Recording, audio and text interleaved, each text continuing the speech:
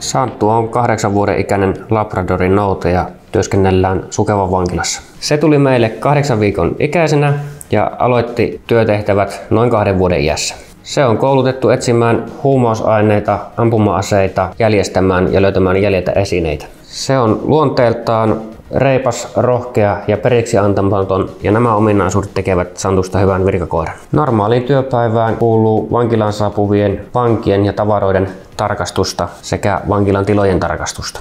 Uran kohokohtana on jäänyt mieleen hopeasija tämän syksyisistä vankilakoirien välisistä pohjoismaista mestaruuskisoista. Santtu ansaitsee vuoden virkakoiratittelin, koska on tehnyt pitkän ja ansiokkaan uran vankilakoirana, on menestynyt hyvin vankiloiden välisissä huumekoirakisoissa ja on vain parantanut tahtiaan vanhetessaan.